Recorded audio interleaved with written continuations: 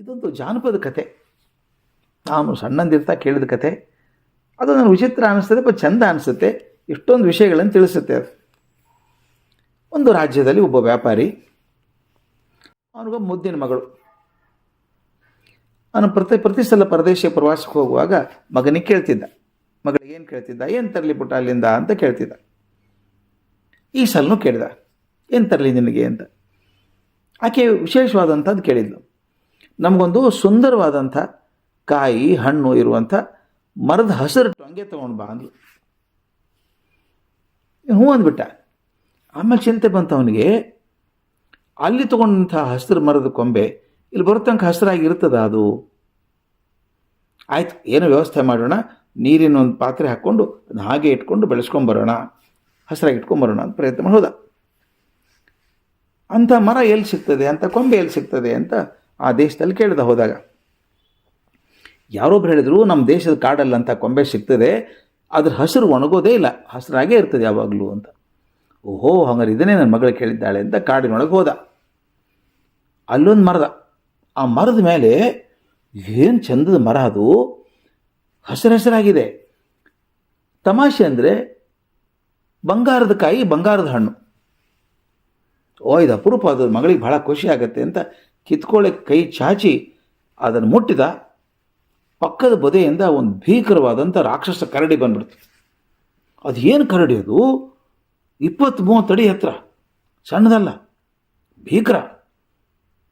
ಹಿಡ್ಕೊಂಬಿಡ್ತೀವಿ, ಒಂದು ಗಪ್ ಅಪ್ಕೊಂಬಿಡ್ತು, ಎದೆ ಹೊಡೆದು ಹೋಯ್ತಿ ಒಂದು. ಅಯ್ಯಯ್ಯೋ ಅಂತ ಕೂಕೊಂಡ.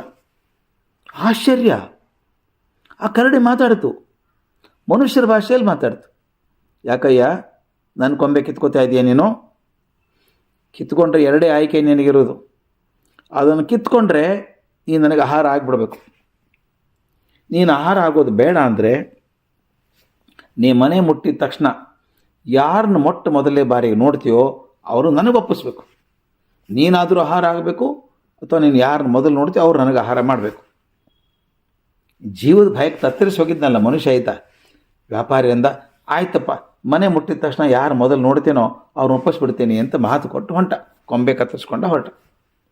ಅವನಿಗೇನು ನಂಬಿಕೆ, ದಾರಿಯಲ್ಲಿ ಯಾರೋ ಸಿಗ್ತಾರೊಬ್ಬರು ಮನೆ ಮುಂದೆ, ಅವ್ರನ್ನೇ ಕೊಟ್ಟರಾಯ್ತು ಅಂದ್ಕೊಂಡ. ಇವನು ದುರ್ದೈವ. ಇವನು ಮನೆ ಸಮೀಪ ಬರ್ತಾನೆ, ಗೇಟ್ ತೆಗೆದು ಒಳಗೆ ಹೋಗ್ತಾ ಇದ್ದಾನೆ. ಅವನ ಮುದ್ದಿನ ಮಗಳು ಓಡಿ ಬಂದು ಅವನು ಅಪ್ಕೊಂಡ್ಬಿಟ್ಲು. ಅಪ್ಪ, ನಾ ಹೇಳಿದ ತಂದ್ಯಾ ಅಂತ ಕೇಳಿದ್ಲು. ಇವನಿಗೆ ಎದೆ ಹೊಡೆದೋಯ್ತು. ಗಾಬರಿಯಿಂದ ನಡೆದದ್ದೇನೆಲ್ಲ ಹೇಳ್ದ. ಆ ಕೊಂಬೆ ಕೊಟ್ಟ ಆಕೆಗೆ. ಆಕೆ ಬುದ್ಧಿವಂತೆ. ಆಕೆ ಏನು ಮಾಡಿದ್ ಗೊತ್ತಾ, ನಾವು ಶ್ರೀಮಂತರು ತಾನೆ, ಕರಡಿ ಬರ್ತದೆ, ಬರ್ಬೇಕಾ ಟೈಮ್ ಇದೆಯಲ್ಲ, ಏನ ಈಗೆಲ್ಲಿ ಬರ್ತದೆ ಅದು ಕೇಳುತ್ತೆ, ನೀನು ಯಾರು ನೋಡಿದ್ಯಾ ಅಂತ ಕೇಳುತ್ತೆ. ಅವಾಗೇನು ಮಾಡ್ಬೇಕು ಗೊತ್ತಾ, ನಾನು ನೋಡಿದೆ ಅಂತ ಅನ್ಬೇಡ, ಹೇಳಬೇಡ. ನಮ್ಮ ಸೇವಕ ಇದ್ದಾನಲ್ಲ, ಅವನ ಮಗಳದ್ದು ತೋರಿಸ್ಬಿಡು. ಅವ್ರಿಗೆ ಹಣ ಕೊಟ್ಟರಾಯ್ತು. ಈ ಶ್ರೀಮಂತರ ಹಣೆ ಬಾರನೇ ಇಷ್ಟು. ಎಲ್ಲವನ್ನೂ ದುಡ್ಡಿಂದ ಕೊಂಡ್ಕೊಳ್ಳೋಕೆ ಹೋಗ್ತಾರೆ, ಎಲ್ಲವನ್ನೂ ದುಡ್ಡಿಂದ ಕೊಡಬೇಕು. ಸಂಬಂಧಗಳು ಕೂಡ ದುಡ್ಡಿಂದ ಕೊಂಡ್ಕೊಳ್ಳೋಕೆ ಹೋಗ್ತಾರೆ ಅವರು. ಆಕೆ ಹೇಳಿದ್ಲು, ನಮ್ಮ ಸೇವಕರ ಮಗಳಿದ್ದಾಳಲ್ಲ, ಈಕೆ ನೋಡಿದೆ ಮೊದಲು ಅಂದ್ಬಿಡು, ಹಣ ಕೊಡೋಣಂತೆ ಹೋಗ್ತಾಳೆ. ಇವನು ಹ್ಞೂ ಅಂದ, ಮಗಳು ಉಳಿಸ್ಕೋಬೇಕಲ್ಲ. ಆ ಸೇವಕನಿಗೆ ಸುದ್ದಿ ಹೇಳಿದ. ಆತ ಎದೆ ಹೊಡ್ಕೊಂಬಿಟ್ಟ, ನನ್ನ ಮಗಳನ್ನ ಹೆಂಗೆ ಕೊಡಲಿ ಸ್ವಾಮಿ ಅಂದ. ಆ ಹುಡುಗಿ ಮಾತ್ರ ಬಹಳ ಬುದ್ಧಿವಂತೆ, ಸುಂದರಿ, ಅಪಾರ ಸುಂದರಿ ಆಕೆ. ಆಕೆ ತಂದೆಗೆ ಹೇಳಿದ್ಲು, ಚಿಂತೆ ಮಾಡಬೇಡಪ್ಪ, ನಾ ಮಾಡ್ತೀನಿ ಬಾ. ಅಲ್ಲಮ್ಮ, ನೀನು ಆ ಕರಡಿ ಜೊತೆ ಹೆಂಗೆ ಕಳಿಸೋದು ನಿನ್ನ ಅಂದ. ಆ ಹುಡುಗಿ ಹೇಳಿದ್ಲಪ್ಪ, ನಾವು ಹೀಗೆ ಇದ್ದರೆ ಬಡತನದಲ್ಲೇ ಕೊರಗೆ ಹೋಗ್ತೀವಿ. ನನ್ನ ತಮ್ಮಂದರು ತಂಗಿಯಂದರಿಗೆ ಜೀವನ ನಡೆಯೋಕ್ಕೆ ಕಷ್ಟ ಆಗ್ತದೆ. ಈಗ ನಾನು ಹೋದರೆ ಮನೆ ಬಡತನಕ್ಕಿರಲ್ಲ, ಬಡತನ ಮೀರಿ ಹೋಗೋಷ್ಟು ದುಡ್ಡು ಕೊಡ್ತಾನೆ ಯಜಮಾನ. ಮತ್ತು ಇದು ಅಲ್ಲದೆ ಇನ್ನೂ ನನ್ನ ವಿಚಾರ ಇದೆ, ಆ ಕರಡಿ ಮನುಷ್ಯರ ಭಾಷೆಯಲ್ಲಿ ಮಾತಾಡ್ತದೆ ಅಂದರೆ ಏನೋ ವಿಶೇಷ ಇರಬೇಕು. ನೋಡೋಣ, ನಾನು ಅಪಾಯವನ್ನು ಎದುರಿಸ್ತೇನೆ ಅಂದ್ಲು. ವ್ಯಾಪಾರಿ ಮಾತನ್ನು ಒಪ್ಕೊಂಡ್ರು. 4 ದಿವಸಕ್ಕೆ ಆ ರಾಕ್ಷಸ ಕರಡಿ ಬಂತು, ದೊಡ್ಡ ಬಂಡಿಯಲ್ಲಿ ಕೂತ್ಕೊಂಡು ಬಂತು. ಬಂದು ಕೇಳ್ತು, ಯಾರು ನೋಡಿದ್ದು ನೀನು ಮೊದಲು ಅಂತ. ಅವನು ವ್ಯಾಪಾರಿ ಆ ಸೇವಕರ ಮಗಳನ್ನು ಹುಡುಗಿಯನ್ನು ತೋರಿಸ್ದ. ನಡಿ ಹಾಗಾದ್ರೆ ನನ್ನ ಜೊತೆಗೆ ಅಂತ. ಬಂಡೀಲಿ ಕರ್ಕೊಂಡು ಹೊರಟುಬಿಡ್ತು ಕರಡಿ.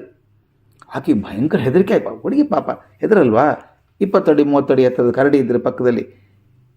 ಗಾಬರಿ ಆಯಿತು. ಆದರೆ ಕರಡಿ ಆಕೆಯನ್ನು ತಿನ್ನಲಿಲ್ಲ, ಜೊತೆಗೆ ಹೋಗ್ತಾಯಿತ್ತು. ಸ್ವಲ್ಪ ದೂರ ಹೋದ್ಮೇಲೆ ಅದೇನು ಮಾಡೋದು ಗೊತ್ತಾ, ತನ್ನ ತಲೆಯನ್ನು ಆಕೆ ಭುಜದ ಮೇಲೆ ಇಡ್ತು. ಕರಡಿ ಕೆಳ ಕೂತ್ಕೊಂಡಿತ್ತು. ಈಕಿನ ತನ್ನ ಗಾಡಿಯಲ್ಲಿ ಒಂದು ಎತ್ತರ ಕಟ್ಟೆ ಮೇಲೆ ಕೂಡಿಸ್ಕೊಂಡಿತ್ತು. ಆಕೆ ಭುಜದ ಮೇಲೆ ತಾನೇ ಇಟ್ಟು ನನ್ನ ಬಲಕಿವಿ ಕೆಳಗೆ ಸ್ವಲ್ಪ ನವೆ ಆಗ್ತಾ ಇದೆ, ಕೆರೆ ಅಂತ ಹೇಳ್ತು. ಆಕೆ ಹೆದರ್ಕೊಂಡೆ ನಿಧಾನವಾಗಿ ತನ್ನ ಬೆರಳುಗಳಿಂದ ಆ ಕಿವಿ ಹಿಂಭಾಗದಲ್ಲಿ ಉಜ್ಜೋಕೆ ಶುರು ಮಾಡಿದ್ಲು. ಮೊದಲು ಉಗ್ರ ಆಗಿತ್ತಲ್ಲ ಕರಡಿ, ನಿಧಾನಕ್ಕಾಗಿ ಕೈ ಆಡಿಸ್ತಾ ಇರಬೇಕಾದ್ರೆ ಸಮಾಧಾನ ಆಯಿತು ಅನಿಸುತ್ತೆ. ನಿಧಾನವಾಗಿ ಬೆಕ್ಕಿನ ಮರಿ ಹಾಗೆ ಮಲ್ಕೊಳ್ತು, ಗುರು ಗುರು ಗುರು ಅಂತಾಯ್ತು. ಈ ಬಂಡಿ ಇತ್ತಲ್ಲ ಅಸಾಧ್ಯ ವೇಗದಿಂದ ಹೋಗುವಂಥದ್ದು. ಸ್ವಲ್ಪ ಹೊತ್ತಿಗೆ ಕಾಡಿಗೆ ಬಂತು. ಒಂದು ಗವಿ ಮುಂದೆ ನಿಂತ್ಕೊಳ್ತು. ನೋಡಿದರೆ ಹೆದರಿಕೆ ಬರುವಂಥ ಗವಿ ಅದು, ಭಾರಿ ಹೆದರಿಕೆ ಬರುವಂಥ ಗವಿ. ಈ ರಾಕ್ಷಸ ಕರಡಿ ಗವಿ ಬಾಗಿಲು ತೆಗಿತು. ಹುಡುಗಿ ನಾನು ಹಿಂದೆ ಬಾ ಅಂತ ಕರೀತು. ಅಲ್ಲೊಂದು ಕೋಣೆ, ಗವಿ ಒಳಗೆ ಚಿತ್ರ ವಿಚಿತ್ರ ಪ್ರಾಣಿಗಳು. ಆಕೆ ಅಂಥ ಪ್ರಾಣಿನ ಚಿತ್ರದಲ್ಲಿ ಕೂಡ ನೋಡಿಲ್ಲ, ಅಂಥ ವಿಚಿತ್ರ ಪ್ರಾಣಿಗಳು. ಓ ಅಂತ ಕೂತ್ಕೊಂಡ್ಲು ಹೆದರ್ಕೊಂಡ್ರು. ಹೆದರಬೇಡ, ನೀನು ಆ ಕಡೆ ಈ ಕಡೆ ನೋಡಬೇಡ, ನಾನು ಹಿಂದೆನೇ ನಾನು ನೋಡ್ಕೊಂಡು ಬೆನ್ನು ನೋಡ್ಕೊಂಡು ಬಂದ್ಬಿಡು, ಹಾಗೆ ನೀನು ಏನೂ ಆಗಲ್ಲ ನಿನಗೆ ಅಂತ ಕರಡಿ ಹೇಳ್ತು. ಆಕೆ ಹಾಗೆ ಆ ಕರಡಿ ಬೆನ್ನು ನೋಡಿಕೊಂಡು ಆ ಕಡೆ ಈ ಕಡೆ ನೋಡಲಾರದೆ ನಡೆದು. ಮುಂದೆ 4-6 ಕೋಣೆ ಇದೇ ಥರ, 1 2 3 4 ಹಾವು. ಒಂದರಲ್ಲಿ ಬರೀ ಹಾವು ಅಂದರೆ ಕಲ್ಪನಾತೀತವಾದಂಥ ಹಾವುಗಳು. ಈಗ ಹತ್ತಿರ ಬರ್ತಿರ್ಲಿಲ್ಲ, ಸಂಜೆ ಹತ್ತಿರ ಬಂದಂಗೆ ಅನಿಸೋದು, ನಡ್ಕೊಂಡು ಹೋಗೋಳು. ಆ ಕರಡಿ ಬೆನ್ನು ನೋಡ್ಕೊಂಡು ಹೋದಾಗ ಅವೇನು ಕಡಿಲಿಲ್ಲ ಅವನಿಗೆ. ಮುಂದೆ ಹೋದರೆ ಪ್ರಾಣಿ, ಇನ್ನೊಂದು ಪ್ರಾಣಿಗಳು, ಇನ್ನೊಂದು ವಿಚಿತ್ರವಾದಂಥ ಪಕ್ಷಿಗಳು.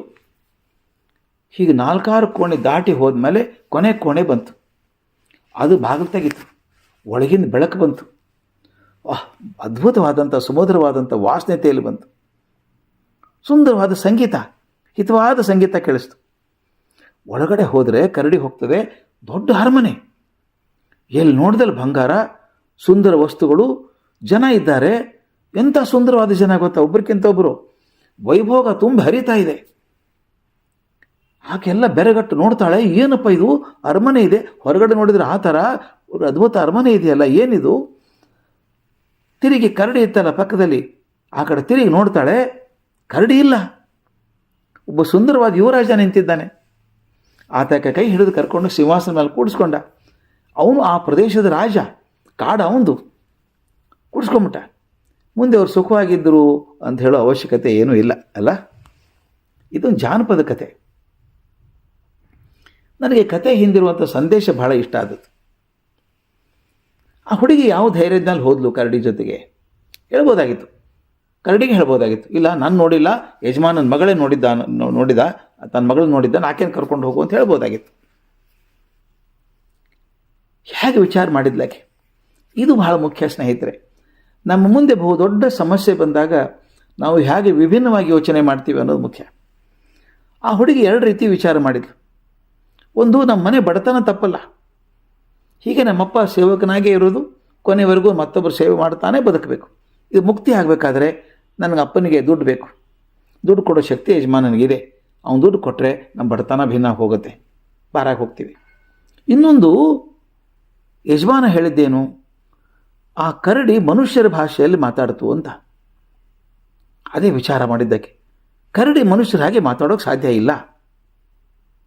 ಹಾಗಾದರೆ ಅದು ಮನುಷ್ಯ ಕರಡಿ ರೂಪದಲ್ಲಿ ಇರಬೇಕು, ಅಥವಾ ಕರಡಿ ಹೇಗೆ ಮನುಷ್ಯರ ಭಾಷೆ ಕಲಿಯೋಕ್ಕೆ ಸಾಧ್ಯ?